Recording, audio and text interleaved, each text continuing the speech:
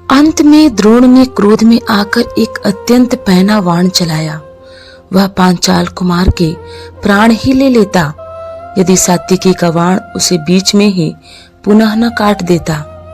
अचानक सात्विकी के बाण रोक लेने पर द्रोण का ध्यान उसकी ओर चला गया।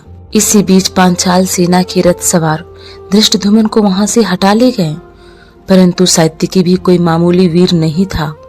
पांडव सेना के सबसे चतुर योद्धाओं में उसका स्थान था। जब उसने द्रोणाचार्य को अपनी ओर झपटते देखा तो वह खुद भी उनकी ओर झपटा। इस तरह बहुत देर तक दोनों वीर लड़ते रहे। इसी बीच युधिष्ठिर को पता चला कि सात्विकी पर संकट आया हुआ है, तो वह अपने आसपास के वीरों से बोले, कुशल योद्धा नरोत्तम और सच्चे वीर सात्विकी आचार्य द्रोण के बाणों से बहुत ही पीड़ित हो रहे हैं। चलो हम लोग उधर चलकर उस वीर महारथी की सहायता करें।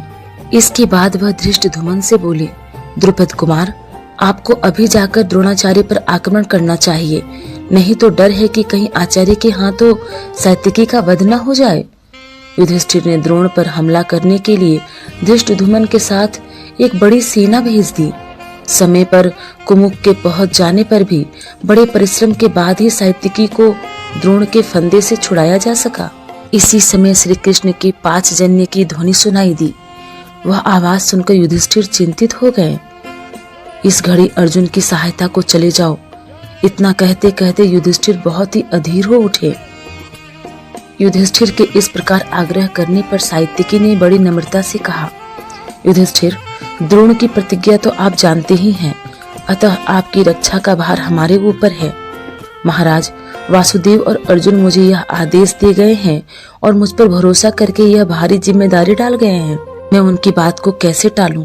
आप अर्जुन की जरा भी चिंता ना करें, अर्जुन को कोई नहीं जीत सकता। उधर जैसे ही सात्विकी युधिष्ठिर को छोड़कर अर्जुन की ओर चला, वैसे ही द्रोणाचार्य ने पांडव सेना पर हमले करने शुरू कर दिए। पांडव सेना की पंक्तियां कई जगह से टूट गईं और उन्हें पीछे हटना पड़ गया। यह देखकर युधिष्ठिर बड़े चिंतित हो उठे और बोले, भीम, मेरा कहा मानो तो तुम भी अर्जुन के पास चले जाओ और सात्विकी तथा अर्जुन का हालचाल मालूम करो। इसके लिए जो कुछ भी करना जरूरी हो वह करके वापस आकर मुझे सूचना दो। मेरा कहना मानकर ही सात्विकी अर्जुन की सहायता को कौरव सेना से युद्ध करता हुआ गया है। यदि तुम उसको कुशलतापूर्वक पाओ तो सिहनाद करना, मैं समझ लूंगा कि वह कुशल है। भीमसेन ने युधिष्ठिर की बात का प्रतिवाद नहीं किया और वह धृष्टद्युम्न से बोला, आचार्य द्रोण के इरादे से तो आप परिचित हैं ही। किसी न किसी तरह भ्राता युधिष्ठिर को जीवित पकड़ने का उनका प्रण है। राजा की रक्षा करना ही हमारा प्रथम कर्तव्य है। जब वह स्वयं मुझे जाने की आज्ञा दे रहे हैं तो उसका भी पालन करना मेरा धर्म हो जाता है। इस कारण भ्राता युधिष्ठिर को आपके ही भरोसे छोड़कर जा रहा हूँ। इनकी भली भांति रक्षा कीजिएगा। धृष्टद्युम्न ने कहा, तुम किसी प्रकार की चिंता न करो और निश्चिंत होकर जाओ। विश्वास रखो कि द्रोण मेरा वध किए बिना युधिष्ठिर को नहीं पकड़ सकेगा। आचार्य द्रोण के जन्म के वैरी धृष्टद्युम्न के इस प्रकार विश्वास दिलाने पर भीम निश्चिंत होकर तेजी से अर्जुन की तरफ चल दिए।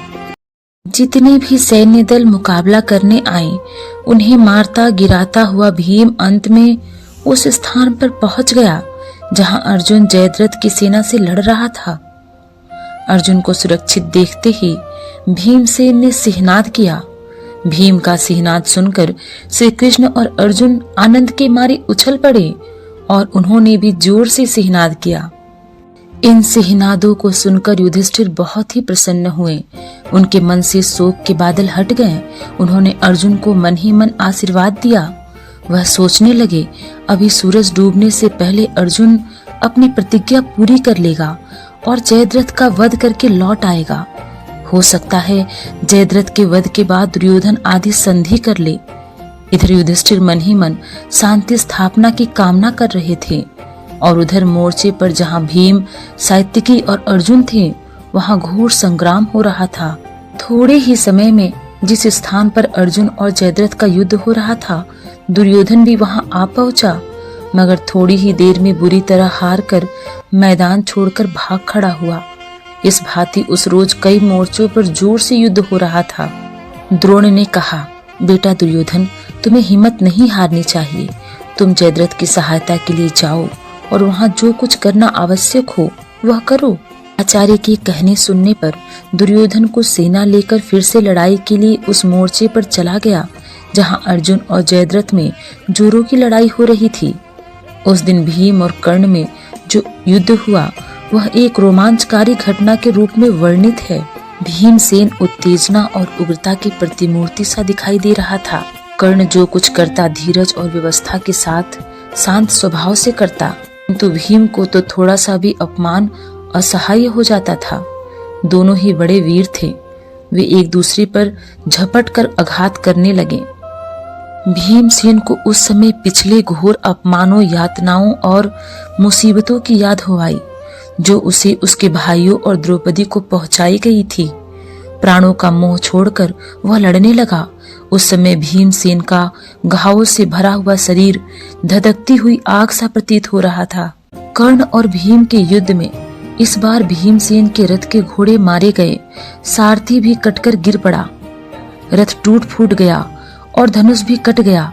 भीम ने ढाल तलवार ले ली और जान झोंक कर लड़ने लगा। पलक झपकते ही कर्ण ने उसकी ढाल के भी टुकड़े टुकड़े कर दिए। जब ढाल भी न रही तो कर्ण ने भीम को खूब परेशान किया। इससे भीम बहुत ही पीड़ित हुआ। उसे असीम क्रोध आया। वह उछलकर कर्ण के रथ पर जा कूदा। कर्ण ने रथ के ध्वज स्तंभ की आड़ लेकर भीमसेन की झपट से अपने को बचा लिया। भीम जमीन पर कूद पड़ा और विलक्षण युद्ध करने लगा। मैदान में जो रथ के पहिए, घोड़े, हाथी आदि पड़े हुए थे उन्हीं को उठा उठा कर वह कर्ण पर फेंकता गया, जिससे उसे क्षण भर भी आराम न मिल पाया। उस समय कर्ण चाहता तो वह भीम को आसानी से मार सकता था, पर निहत्थे भीम को उसने मारना नहीं चाहा। माता कुंती को दिया हुआ वचन भी उसे याद था, वो अर्जुन के अतिरिक्त किसी और को युद्ध में न मारेगा।